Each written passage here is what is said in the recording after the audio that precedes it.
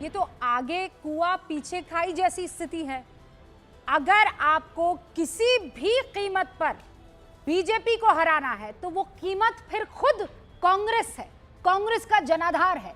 क्योंकि अगर आम आदमी पार्टी जीतती है तो इसका मतलब यह है कि जो पूरा का पूरा वोट बैंक है आप शिफ्ट कर देंगे आम आदमी पार्टी को, रीजनल पार्टी। आप बार बार ये कह रहे हैं कि we are the national party, लेकिन नेशनल पार्टी अगर दिल्ली में चुनाव नहीं जीत पाएगी तो फिर क्या हमेशा रीजनल पार्टी इसके बैसाखियों पर रहेगी? इसीलिए मैं कह रही हूं आगे कुआं पीछे खाई। पंकज जी, ऐसा है रूबिका जी, मैं शुरू से कह रहा हूं कि दिल्ली त्रिशंकु विधानसभा की तरफ बढ़ रही है। आज से नहीं, मैं 3 हफ्ते से ये बात कह रहा हूं और ये लगातार पुष्ट होती जा रही है। दिल्ली का चुनाव त्रिकोणीय है। ये मत समझिए कि कांग्रेस इस चुनाव को मजबूती से नहीं लड़ेगी, लड़ रही है और आगे भी लड़ेगी। अब नतीजे क्या आते हैं ये आप देखेंगे कि किसी भी एक पार्टी को स्पष्ट बहुमत नहीं आएगा।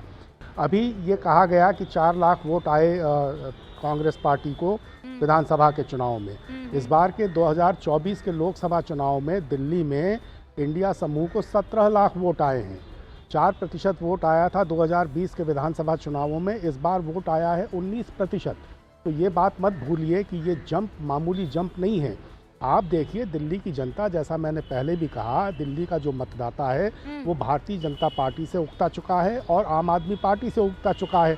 क्योंकि जो भारतीय जनता पार्टी संसद में कर रही है वही आम आदमी पार्टी दिल्ली की विधानसभा में कर रही है। आपको पता है रूपिका जी, 5 साल में दिल्ली की विधानसभा की सिर्फ 74 बैठकें हुई हैं, सिर्फ 74 बैठकें। नहीं, पर आप ये और कह रहे उसमें हैं कई सत्र तो 1-1, 2-2 दिन के ही सिर्फ हुए हैं। और यही हाल संसद का भारतीय जनता पार्टी ने कर रखा है। तो एक तरफ संसद को अप्रासंगिक बनाने की भारतीय जनता पार्टी कोशिश कर रही है और आम आदमी विधानसभा को अप्रासंगिक बनाने की। इससे लोग बहुत नाराज हैं। जवाब अभी भी नहीं मिल पाया है। मैं तो आपसे एक ही बात कह रही हूँ कि कांग्रेस के लिए आप ये जो आप चूज कर रहे हैं, दोनों को एक साथ अटैक कर रहे हैं। 6 महीने पहले वही अरविंद केजरीवाल आपके सबसे प्यारे और अजीज मित्र हुआ करते थे, दोस्त हुआ करते थे। तो जनता जब आपको वोट देगी तो वो ये सोचेगी ना, जिस 18% का आप जिक्र कर रहे हैं कि हम लोग पहले 4% पर थे, वो 18% हो गया लोकसभा में, वो ये देखेगा ना कि पहले आप दोनों साथ थे और अब आप दोनों एक दूसरे से अलग अलग लड़ रहे हैं और वो लड़ाई भी इतनी बड़े तरीके से लड़ नहीं पा रहे हैं। सतीश जी सच बताइए, वो जो बीच में वो तेज दिखाई दे रहा था और ऐसा लग रहा था कि कांग्रेस ना वो शीला दीक्षित वाले मोड में आ चुकी है, जो हीरो थी दिल्ली की। मतलब सारे बड़े लीडर्स जो हैं वो स्वाहा हो गए थे शीला दीक्षित की आंधी में। क्या वो दौर कांग्रेस का जो बस कुछ मोमेंट के लिए दिखा था अभी आपको दिख रहा है? सच बताइए। हमको शुरुआत में भी कांग्रेस जो है कंफ्यूज लग रही थी। जो लड़ाई लड़नी चाहिए थी उनको उन्होंने नहीं लड़ा। और अब शायद हमें, अब जब आप कह रही हैं कि कुछ स्ट्रेटजी में बदलाव लगता है, तो ये तो बैड न्यूज है बीजेपी के लिए कि अगर आप पार्टी और कांग्रेस के बीच में कोई भीतर एक हो गया है तो ये तो बैड न्यूज है। अच्छा, अभी कहा गया कि राहुल गांधी कहाँ है, मोदी जी कहाँ है दिल्ली में?